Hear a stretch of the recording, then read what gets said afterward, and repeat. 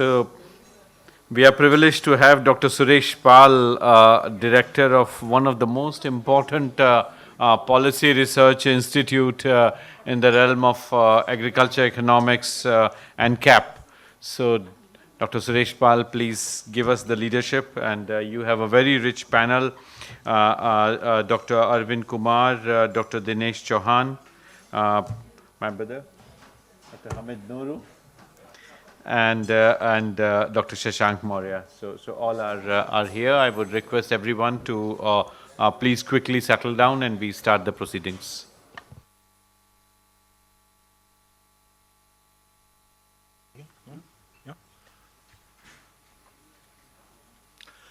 Good morning, colleagues and friends.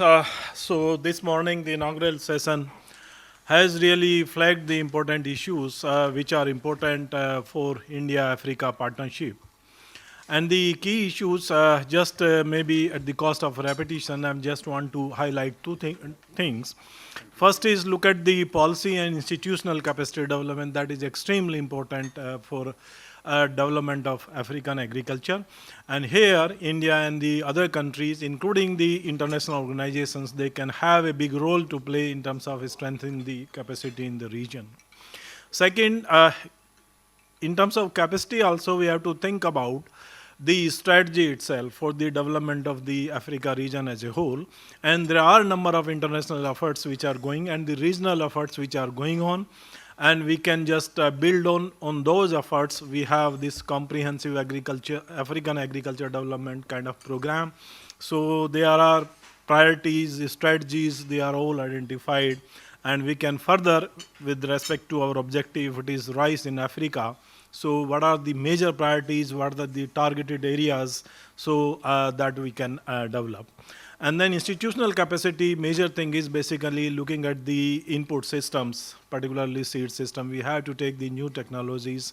So what kind of system will be developed? What are the things to be done in terms of regulation, in terms of organization? So that is also extremely important. And third thing, which has not been in fact discussed, not that much, the challenges, they are enormous basically for that particular region. I mean, say that demand is growing at the rate of 6%, population is growing at 4%, and then rice productivity is extremely low, 1.4 ton, what Dr. Ismail has said.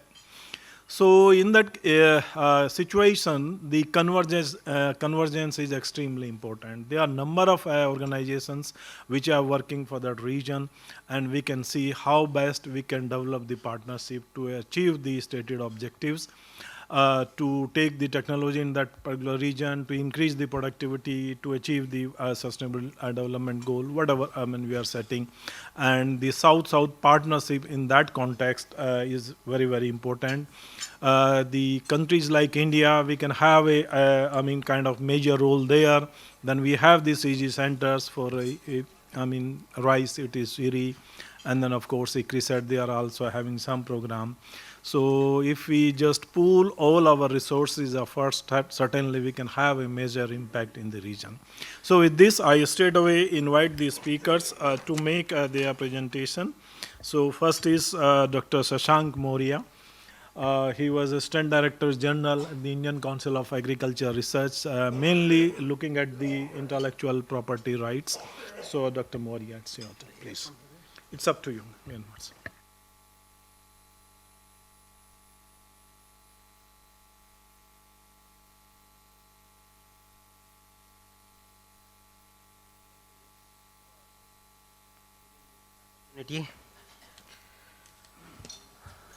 And Dr. Suresh Pal, the chair of this session, has already given a brief introduction about me. In the last phase of my life at ICAR-National, I retired in September 2018. I was looking after international relations. Before that, I had long innings looking after intellectual property and technology management. In between, I also oversaw issues of seed sector and policy and perspective planning. Well, it was a very rich and comprehensive inaugural session, and I'm really finding myself difficult as to how to go about. Being from ICAR-National, and DARE is limited to research and education. For international collaboration, which is a mandate to DARE under the Constitution. We have our standard procedures, standard MOUs, work plan formats in which we do some tinkering and develop collaborative programs which include exchange of scientists, technologists, use of germplasm, breeding material, collaborative research, etc., etc. The procedure requires us to get approval from other related departments, ministries also. And as for Honorable Secretary DSC was saying in the morning, they have 11 plus 5 collaboration with 11 countries and 5 more in the pipeline. DARE also has about 10 agreements, country to country agreements. Some working, some not really working, some being revived. Obviously, as ADG for International Relations, I had my nightmares because of several policy issues. But let me come to the session. I saw food and nutrition security is the basic theme in which security and productivity are the keywords. We have specific sessions on prospects and challenges and technologies. Having with the background in policy issues, as I said, let me begin by saying that both technologies and policies can have a flip side. And it is our deployment of these technologies and policies, it is our on-course corrections in a dynamic environment that is so relevant. RIS' own initiative on international collaboration has been well explained in the morning. Professor Sachin Chandravedaji, I was additionally remembering your recent journal on development cooperation review, and one of my own senior colleagues developing another discussion paper here. I am fortunately on your mailing list on India-Africa seed sector collaboration prospects and challenges by Dr. T.P. Rajendran and Amit. And it does give a set of prescriptive recommendations. So basically I would say it's an excellent session. RIS hosting it, Director NAIP chairing it, RIS and NAIP together can do large work on law and policy reforms. His Excellency, the High Commissioner was stating about optimizing the value from the existing institutions and not creating another institution and then a center of excellence. So I take you from that and request that we do something on legal sides of laws and policies related to agriculture, to effect international collaboration, to harness energies, to develop win-win situations. Dr. Suresh Pal has himself done good work on capacity building. His work on seed policy issues is again a great work. So other than RIS and NAIP, I am remembering Third World Network also. And let me tell you, as I was seeing the laws of agriculture, intellectual property in agriculture, farmers' varieties and blah, blah, blah, it is not that India only has to give. There are excellent insights into the small laws and policies of other developing and least developed countries. I happen to be reading those. So there's a lot to gain from South Asia, Southeast Asia, Africa and Latin America. Excellent insights, even from other countries. The issue of farmers' varieties, for example, let Italy, Switzerland, Norway, Peru, Kenya, Vietnam, I mean, so many insights. The laws really tell you, if you go into the regulations also, rules and regulations also, they further give you insights. And that's why I plead for law and policy research in agriculture for and a dynamic system to adopt to internalize the externalities, to assimilate the the new dimensions, and really make it possible for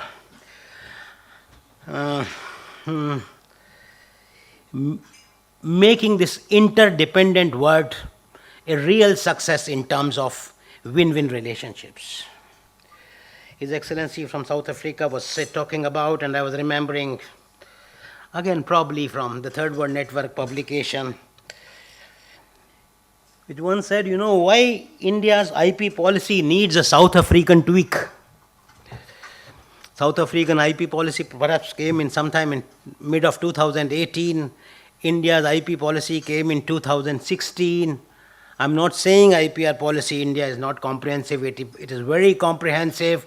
I have myself one-to-one interacted with the think tank which developed these policies, IPR policy. But then I was remembering the Third World Network another publication which said WHO backs TRIPS proposal on public health. And of course from South Africa again, and talking about both intellectual property rights and human rights, the sustainable development goals, and talking about promoting public health through competition law and policy. Not to forget the mention of Competition Commission of India, which is itself done a laudable work in the area of competition law to address some of these issues, whether, say for example, related to IPR, the fair and reasonable terms for non-discriminatory terms for licensing of technologies and so on.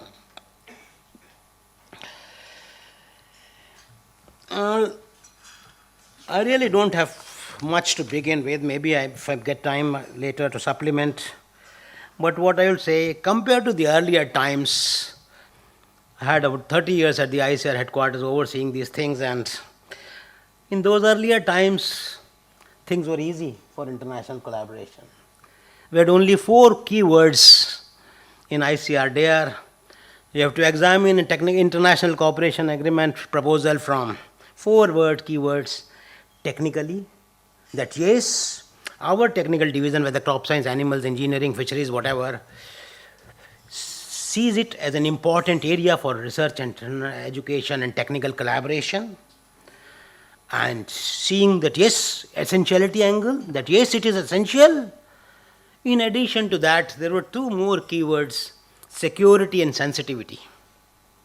Now we have to also examine the international collaboration proposals from security and sensitivity angles.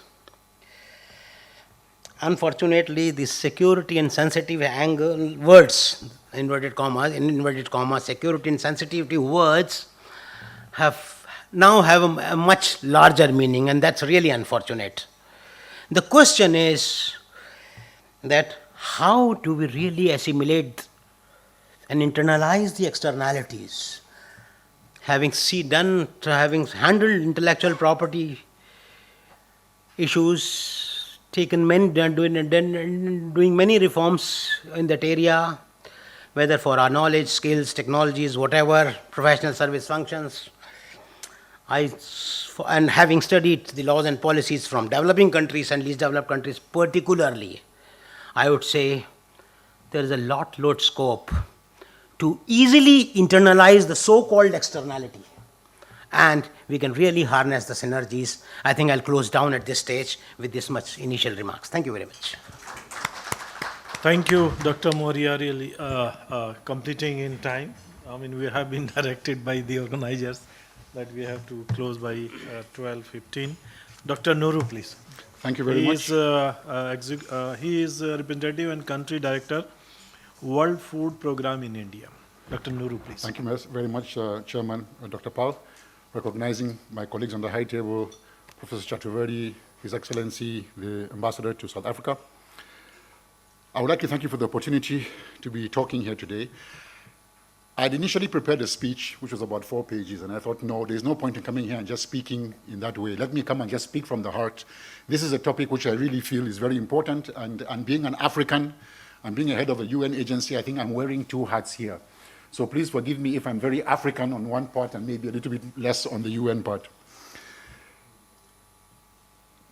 Every time we have talks like this, people tend to concentrate on challenges. And we're talking about challenges and prospects in the agricultural space. I don't want to dwell too much on challenges, because if we're going to look at challenges, honestly, we can fill the whole of this screen with different challenges. Challenges are as long as your arm. However, I want to just say that generally speaking, they can be classified into political challenges, economic challenges, social challenges, macro challenges, micro challenges. This goes on and on.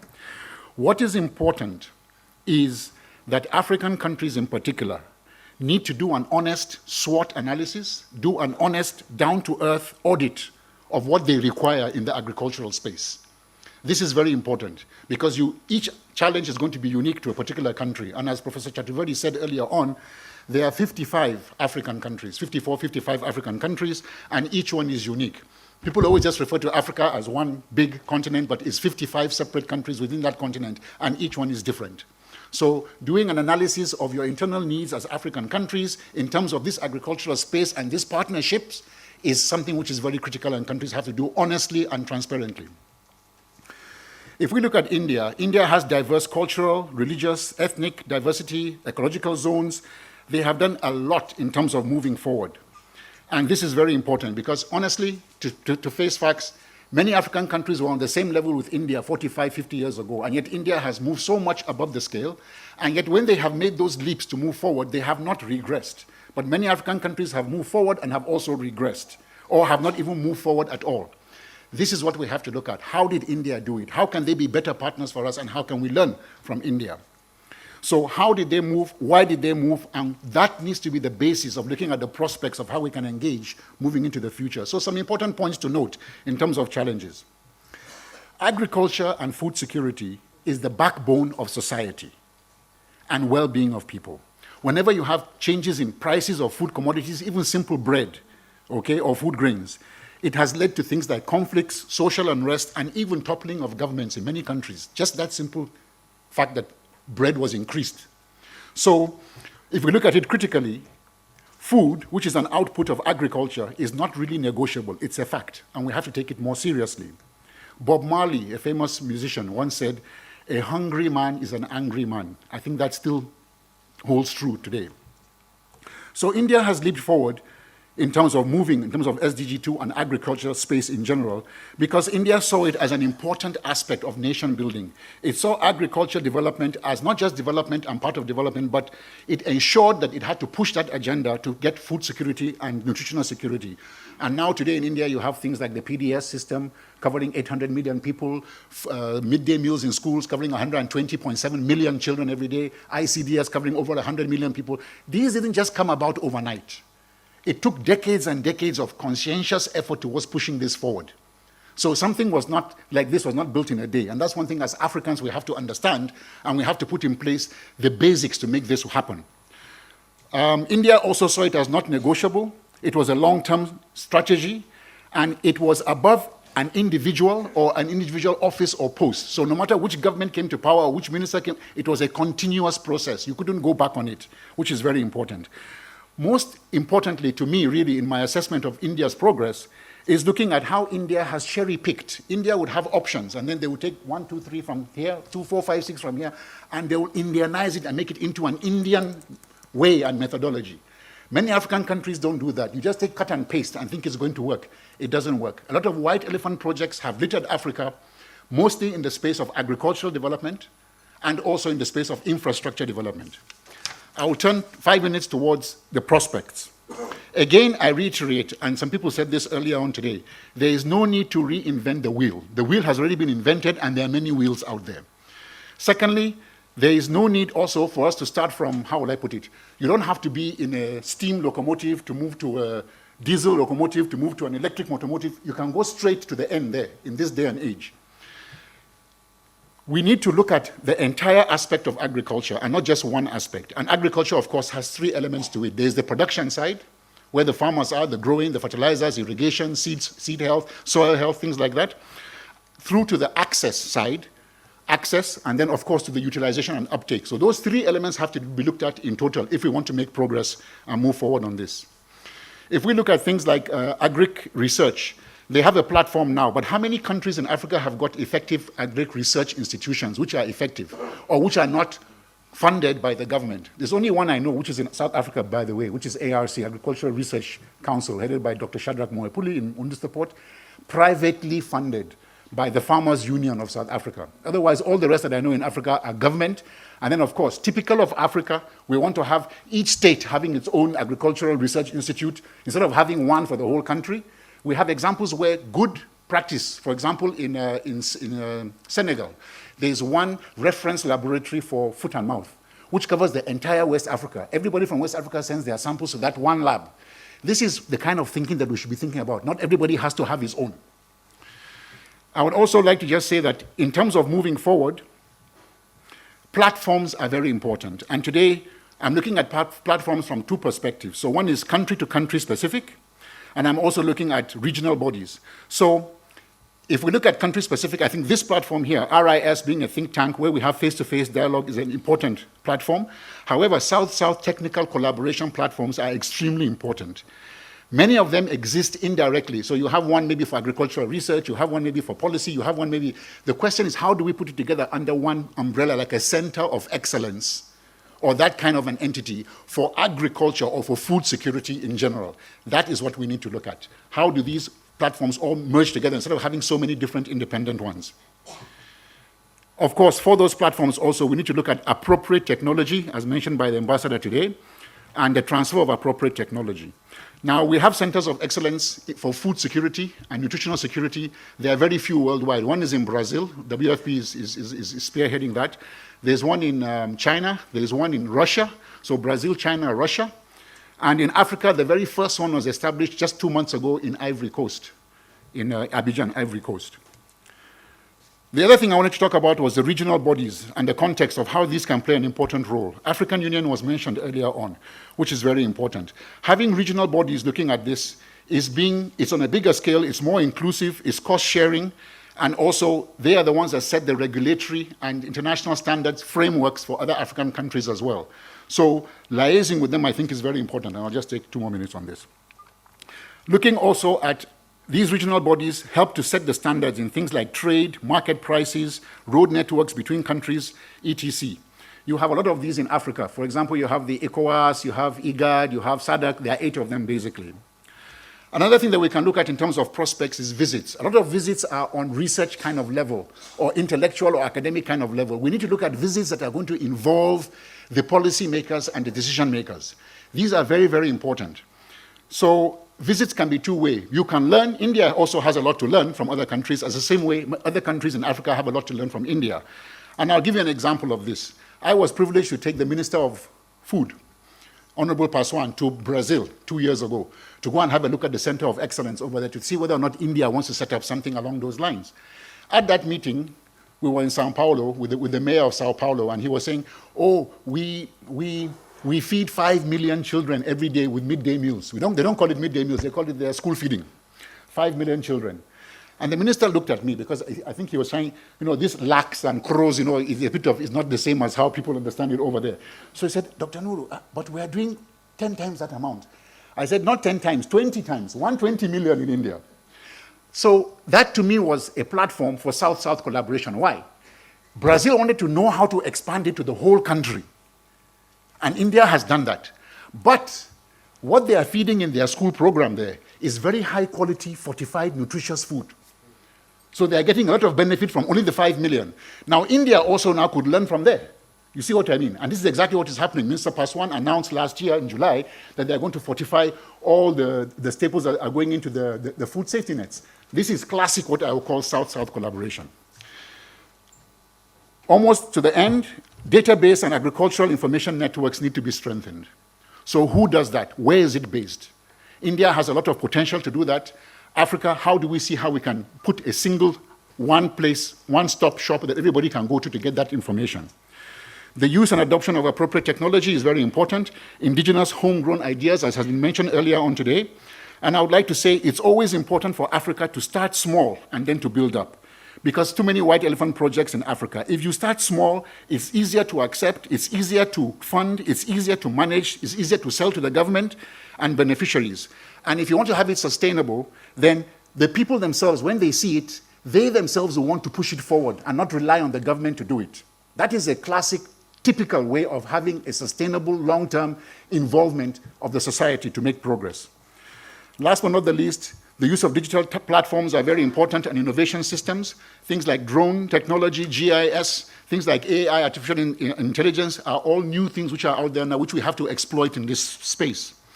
Learnings from Government of India schemes, and apart from the government national plans, you have the special schemes under the Office of the Prime Minister, such as Swachh Bharat, such as Poshan Abhiyan, such as the JAM, the financial inclusion. These are things that also Africa can learn from. But I want African countries around the table here also to take note. Many of these things happen with political will and political commitment at the very highest level, irrespective of the government. It's not just the government of today. The previous government in India and the one before that and the one, they have all been pushing this agenda. In Africa, we also have to adopt that. I would not be complete without mentioning the element of gender, which I think is very important and has already been emphasized. There's a great opportunity there, and we know also we cannot neglect this. Ladies and gentlemen, thank you for this opportunity once again. I think the time is right. The window of opportunity is open for us all.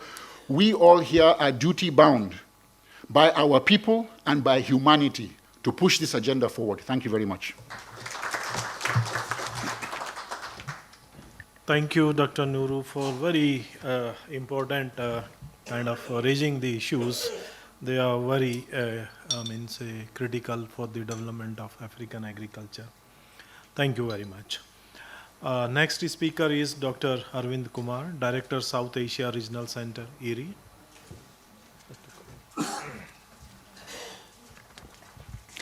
Thank you, Chair, and good morning to all of you. With your permission, Chair, I will bring a little bit of science in between the policy in my presentation. I belong to IRRI South Asia Regional Center, a new institute, just 5 months old institute, just inaugurated, fortunate enough to be inaugurated by Honorable Prime Minister, December 29, and trying to move ahead forward with the research agenda that we have. And so, a lot of similarity. Why do I bring all these research agenda? We have 3 units. One is Center of Excellence in Rice Value Addition, which takes care of grain quality and nutritional security. We have broader program for research and partnership, which talks about the climate resilience. And then we have IRRI Research and Education Program, which talks about the capacity building. And we have the responsibility to promote South-South cooperation. So an institute just starting, endowed with the IRRI's linkage with the national system in India and South Asia, and privileged to have the linkages, similar linkages in the Africa, where rice is an important crop. And so that's where I thought that ICAR will be an important institute to get linked with the government of India and Africa South-South cooperation. So we do talk about the grain quality and nutrition, and when we talk of grain quality of nutrition, we talk of increasing the nutrition, but also we talk of bringing the health issue to the rice, and that is where we try to tackle the nutritional security. At ICAR, we do talk about the climate resilience, and we will have several angles of research on the climate resilience, including the climate adaptation and climate mitigation.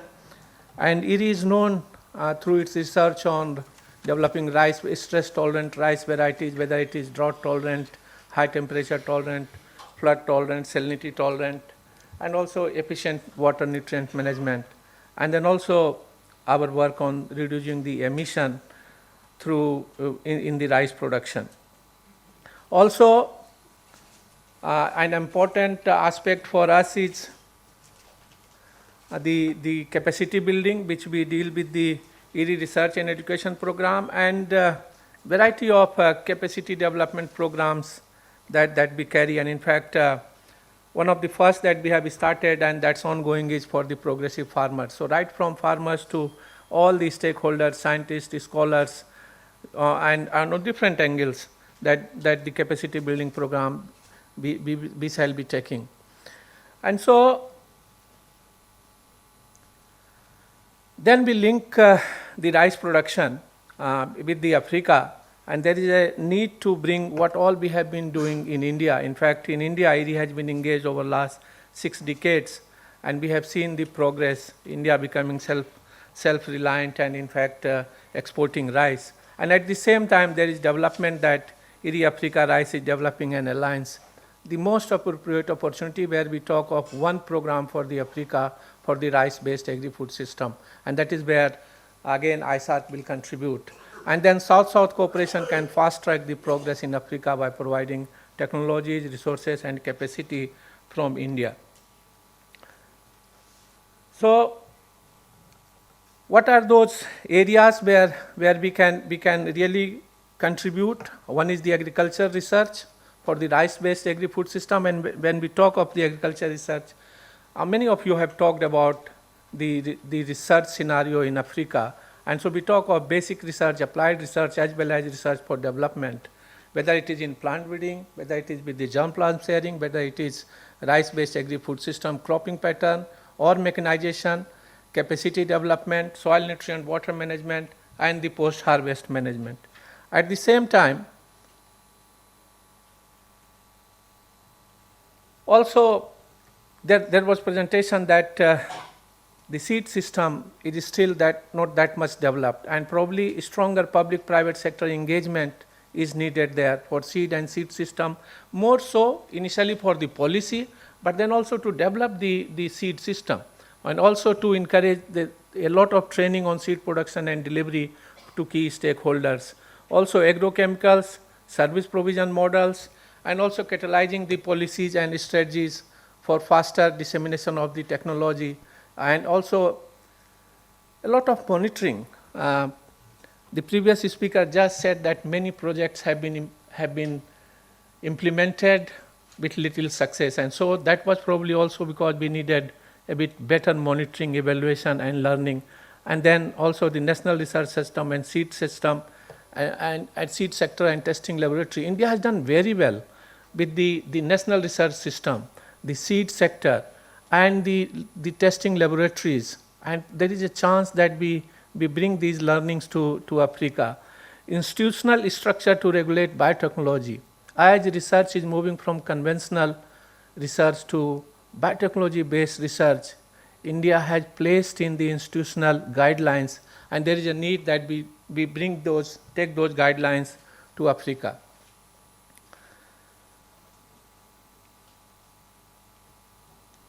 So what IRRI South Asia Regional Center can get associated with and can help and assist when you try to develop a South-South collaboration program. These are the few points which I could think of as of now. We can implement Government of India program and projects in Africa and assist in development of linkages, more so with the agriculture research, and more so with this knowledge that rice being an important crop in most of these areas of Africa, and there is a lot of learnings that we have in Asia, we are well placed to take it forward. Assist Government of India in developing training programs for rice-based agri-food system for Africa. Work with Department of Agriculture, ICR, RIS, DST, DBT, and Ministry of External Affairs to increase the uptake of scholarship programs in India. And in fact, also through ISARC, we will be very happy to host some of those scholars coming from Africa. Implement training program for NARS partners and policymakers from Africa to ISARC. Develop the research programs where the researchers in Africa and the supervisors in Africa and the system in India and ISARC can work together. Enhance collaboration and exchange of researchers between ISARC and the other countries. There was, Abdul did talk about the seed system, and we will really like to extend the regional seed sharing agreement to Africa. Why so? Because the climatic conditions are more or less same. There is a high possibility that many of the varieties which perform more so with the rice, and I think it goes beyond rice, that those who are doing well in India are likely to do well in many of the countries of Africa. Disseminate some of the climate resilient varieties, taking that the regional seed sharing agreement forward, and assist private sector from India in developing linkages in Africa, and assist in putting institutional structure for biotechnology. I will once again reiterate, probably this is my last slide, that ICAR is uniquely placed, that we have a strong linkage in India and we have a strong linkage in Africa through our through our presence in Africa, and with the knowledge that we have and the work that we have been doing in the rice-based agri-food system, we look forward for opportunity to bring the some of these findings and the outputs that we have in India to Africa. Once again, thank you very much to the organizers, RIS, the FIDC, and also colleagues from IRRI, Nafis, for inviting me to this important dialogue. Thank you very much. Dr. Kumar, for highlighting the role of IRRI, how it can contribute to the development of rice in Africa. Now I invite Dr. Dinesh Chauhan, Director and CEO, International Agriculture Consulting Group. Thank you. Good morning, everybody, and thank you, Honorable Chair Dr. Suresh Palji, my co-panelists Dr. Shashank Mauria, Dr. Hameed Nuru, Dr. Arvind Kumar. I am representing here International Agriculture Consulting Group, and I am very honored and privileged to be part of this discussion this morning. And thanks a lot to RIS and especially Professor Chaturvedi. International Agriculture Consulting Group, the foundation of this group was some 10 years back, and we work largely to promote South-South plan of FAO. And so I am more privileged that this is the platform where we can say what we have been doing for last 10 years in the same area. We are basically a private player, so I won't speak much about what policies are required, but definitely I believe that private players are much more important in mobilizing technology from India to Africa and other parts of the world. We have been working a lot in mobilizing global technologies to India and Indian technologies to Africa and South Asian region. If I talk about the couple of work which we have done in the recent past, we have MOUs with almost 6 or 7 countries. With some of them are with the federal government, and most of them are with the various trade bodies over there. We are doing large-scale farming project in Angola. We are developing there about 1,000 hectares of land with modern agriculture project, and we are doing that for entire 360-degree solution, right from identifying of the soil type, soil seed variety, the technology to be used, and then irrigation system, then processing into suitable pasta variety, and then later on to connecting it to the market.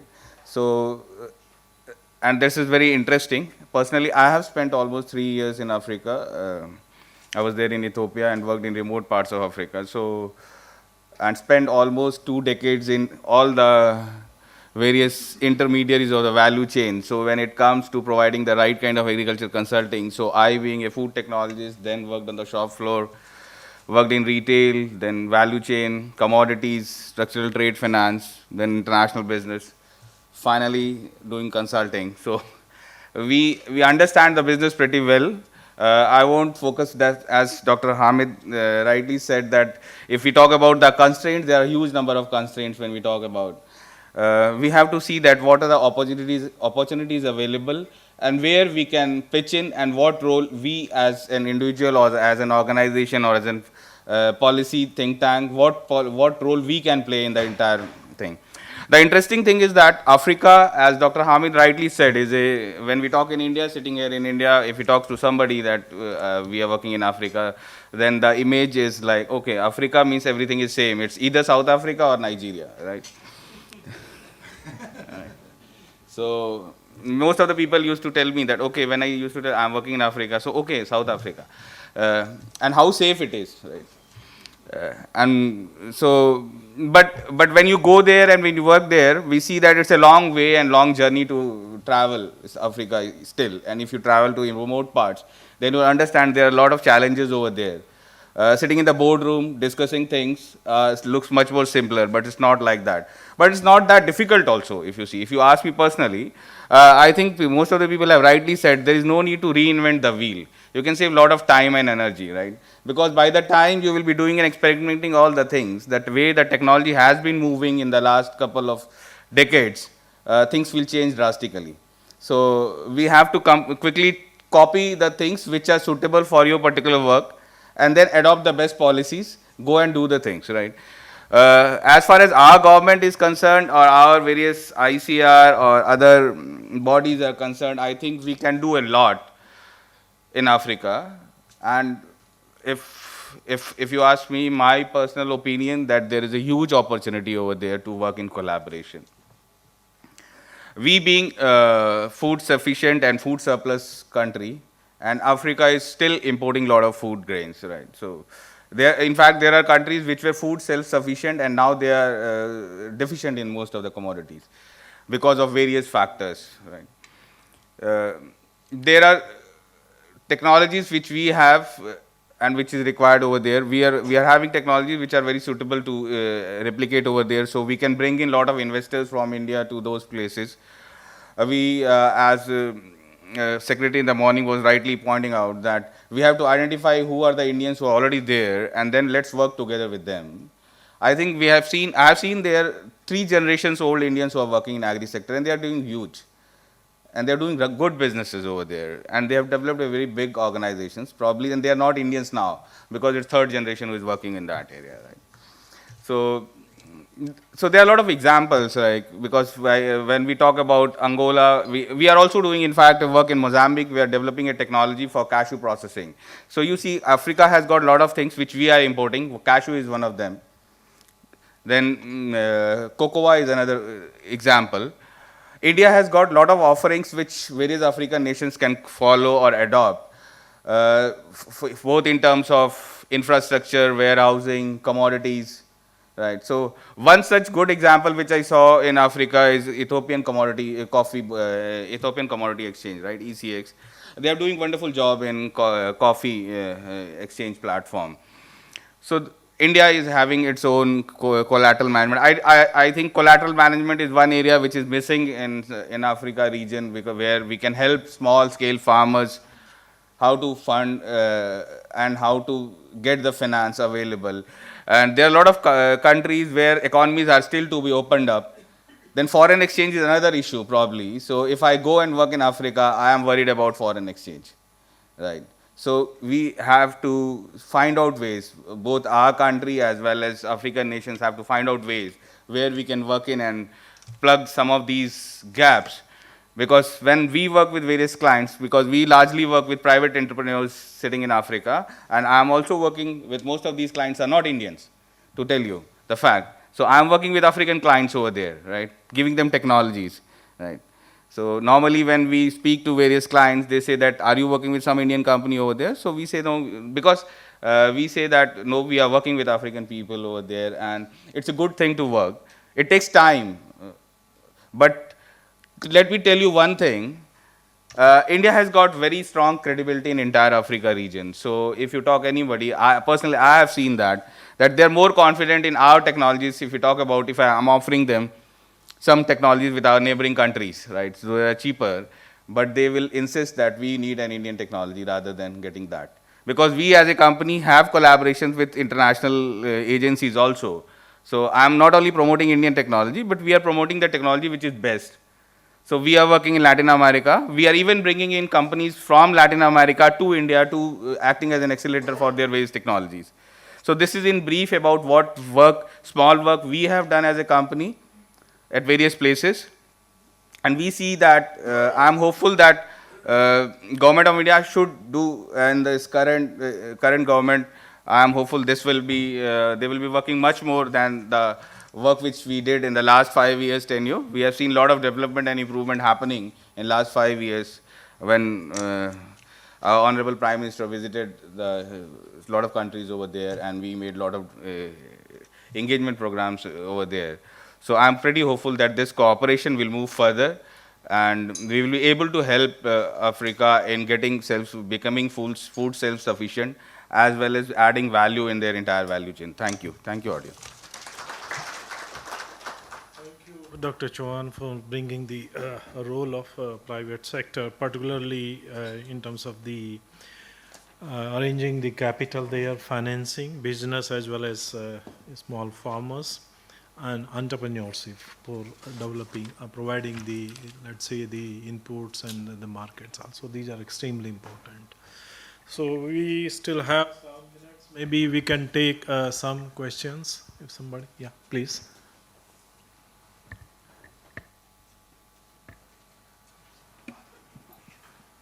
I am Dr. Sangal. I want to raise one point that rice is a very important requirement and its production has to be reached in all the countries, in all the African countries. Now, water is a great guzzler of, rice is a great guzzler of water. And as we have seen in our own country, in Punjab state, that we are facing that challenge. Now, I would like to know what is the situation about water in African countries and whether India can benefit them or cooperate them with its own experience with this rice crop. Thank you. First, we can collect the questions and then take. Yes, sir, please. My name is Vinod Sehgal. I am Executive Director of Eco-Monitor Society that deals with the Demographic International Interface. I just want to ask a question on which I don't think anybody has touched or will touch looking at this, and that is storage of grain and depletion and degradation of soil. I am taking examples of India. Even now, tens and sometimes tens and thousands of tons of grain is being lost due to bad, inefficient storage. And the Supreme Court has intervened that just throw it out. Second, that aspect of with intensive agriculture, we face this problem. Degradation of soil that takes place and monitoring of the health of soil. I don't know if somebody is going to touch upon this because this is going to be a very important aspect both for Africa and India. Thank you very much. Thank you. Dr. Padi.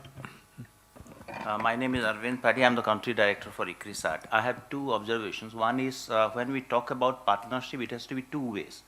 So I would just like to know from the panelists and the knowledge partners as to what India can learn from Africa. This is one.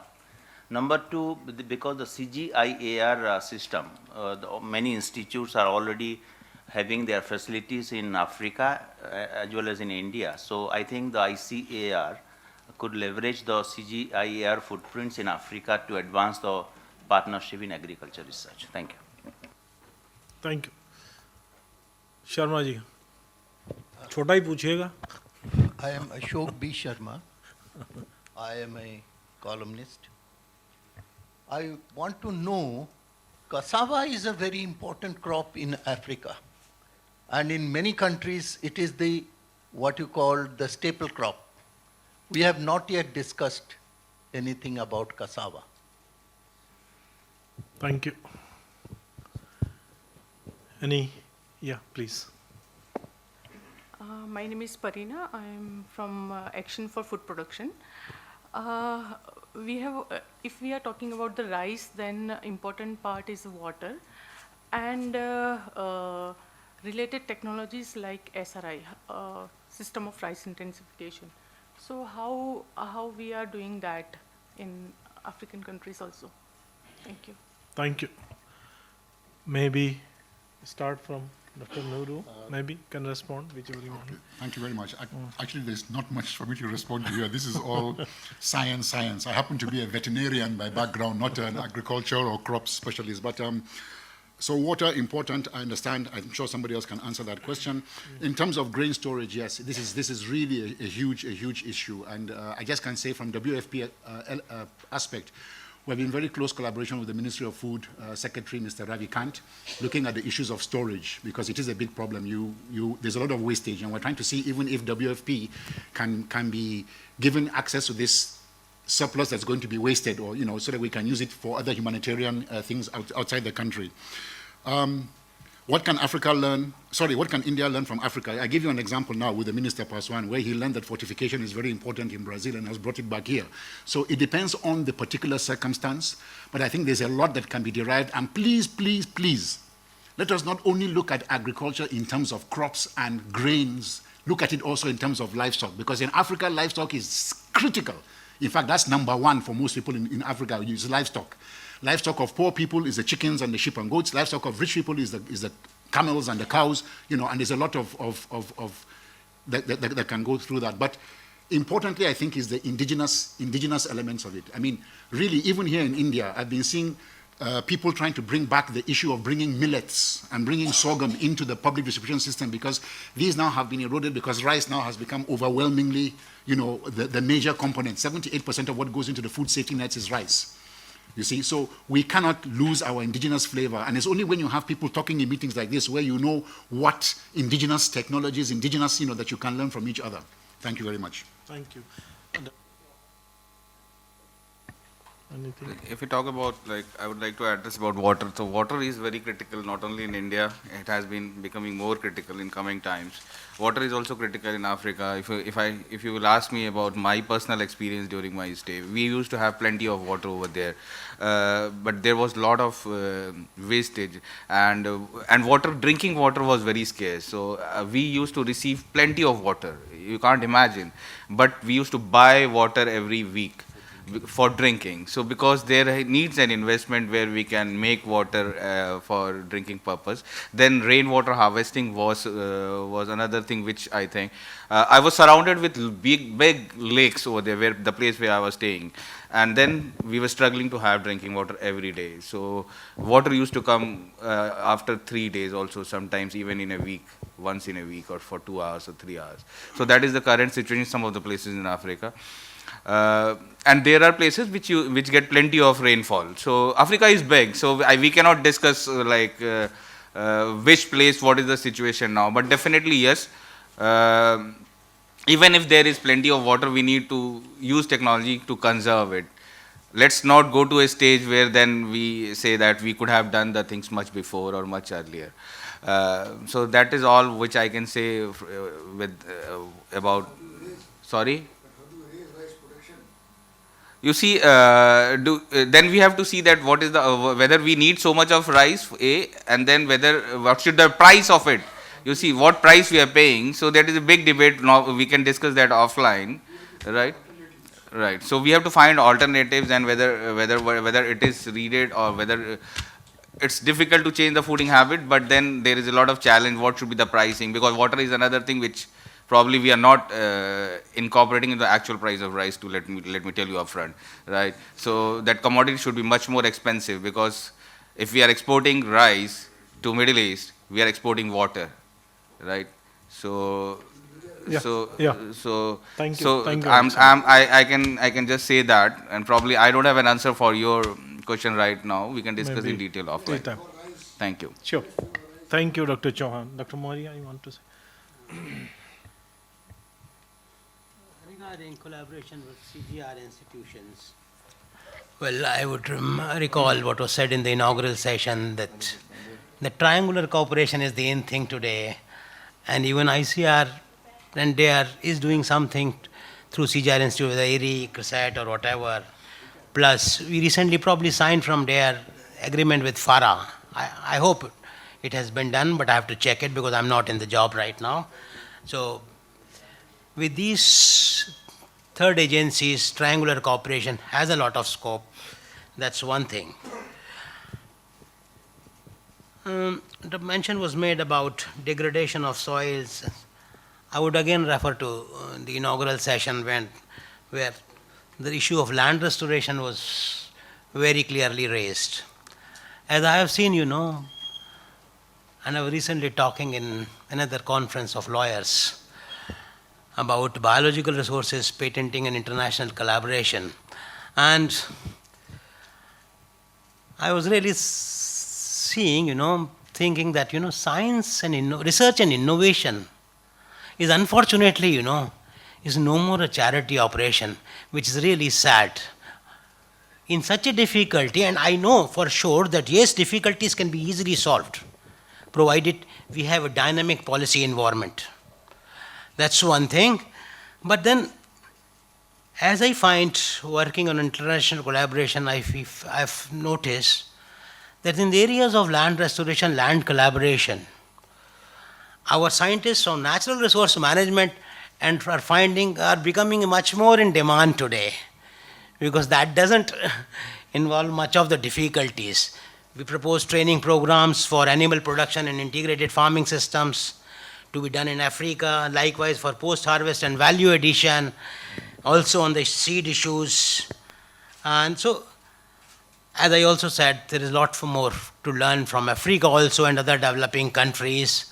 My area is plant materials, and I can say a whole lot of things what can be learnt from Africa and other developing and least developed countries related to collaboration on plant materials.